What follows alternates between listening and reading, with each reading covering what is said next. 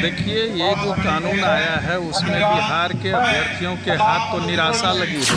नियोजित शिक्षकों को राज्यकर्मी का दर्जा पाने के लिए जो परीक्षा का शर्त है उसके लिए ये गलत हुआ है। कहीं न कहीं सरकार को इस पर विचार करना चाहिए। यूपीएससी के द्वारा परीक्षा इतने शिक्षकों का संभव ही नहीं है। मुझे तो नहीं लगता है कि इतने शिक्षकों की नियुक्ति हो सकेगी। नमस्कार, बिहार इन शॉर्ट देख रहे हैं आप और मैं हूं आपके साथ अविनाश। नए शिक्षक के नियमावली को लेकर जिस तरीके से बीते दिनों बिहार सरकार ने एक अहम फैसला लिया था, डोमिसाइल नीति को समाप्त कर दिया गया। इसको लेकर लगातार शिक्षक अभ्यर्थियों के बीच में आक्रोश है, वहीं धरना प्रदर्शन किया। वहीं अब बिहार सरकार में जदयू कोटे से एमएलसी हैं संजीव सिंह, उन्होंने तमाम चीज़ों को लेकर शिक्षक अभ्यर्थियों का समर्थन किया और एक बड़ा बयान दिया। उन्होंने कहा कि जिस तरीके से बार बार शिक्षक नियमावली में संशोधन किया जा रहा है वो कहीं ना कहीं गलत है और नियोजित शिक्षक को राज्यकर्मी का दर्जा पाने के लिए परीक्षा का जो शर्त रखा गया है वो भी बिल्कुल गलत है। देखिए किस तरीके से शिक्षक अभ्यर्थियों का समर्थन देते हुए संजीव सिंह जो जदयू के एमएलसी हैं क्या कुछ कह रहे हैं। बिहार शिक्षा के अभ्यर्थी को लेकर जो नया कानून आया उसके बारे में क्या कहेंगे।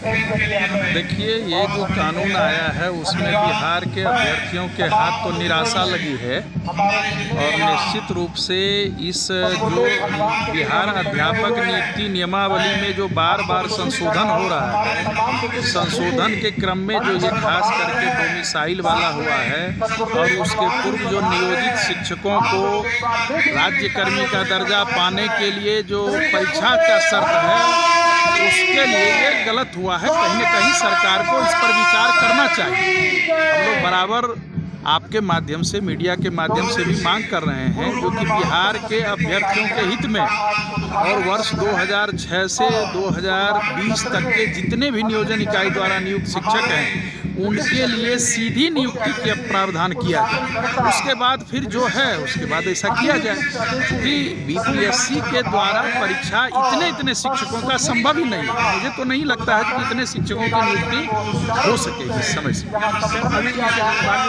या बाहरी भी इसमें शामिल हुई परीक्षा हो जाएगी बिहार में, निश्चित रूप से प्रभाव पड़ेगा। जनरल कोटि के अभ्यर्थी के लिए तो एक ये वज्रपात के समान है, चूँकि वो सीधे सामान्य कोटि में चले आएंगे। तो बिहार के अभ्यर्थियों की हकमारी होगी और प्रतिस्पर्धा ज़्यादा होगा प्रतिस्पर्धा। तो इसलिए निराशा भी है, चूँकि जो सरकार सोच करके चल रही थी अभ्यर्थी भी वही सोच रहे थे, लेकिन बीच में ये जो डोमिसाइल वाला अचानक सा हुआ तो सभी के हाथ में निराशा लगी है और मुझे लगता है सरकार देर सवेर इसको मानेगी निश्चित रूप से, क्योंकि सारे संघ संगठन, सारे शिक्षक, सारे अभ्यर्थी, उनके अभिभावक इसमें कहीं न कहीं आंदोलित हैं। आंदोलन कर रहे थे। पटना में लाठीचार्ज कल हुआ, इसको कैसे देखते हैं। नहीं, देखिए इसको तो हम तो नहीं देखे हैं, लेकिन ये मीडिया में जरूर देखे हैं लाठीचार्ज हुआ है। आंदोलन जब भी होना चाहिए शांतिपूर्ण होना चाहिए। अगर लाठीचार्ज बेवजह हुआ है तो ये गलत है, लेकिन अपने हक के मांग के लिए धरना तो दे ही सकते हैं।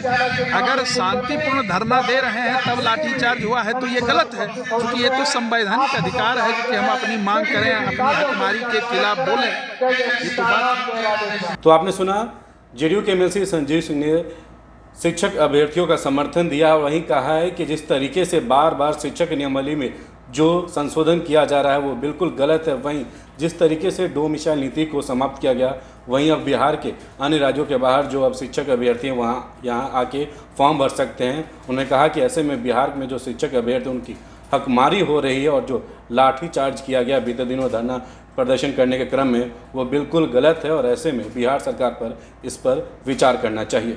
इस खबर में फिलहाल इतना ही है। वीडियो अगर आप हमारे YouTube पर देख रहे हो तो हमारे चैनल को सब्सक्राइब करिएगा, हमारे Facebook पेज को भी फॉलो करिएगा। आपका बहुत बहुत धन्यवाद।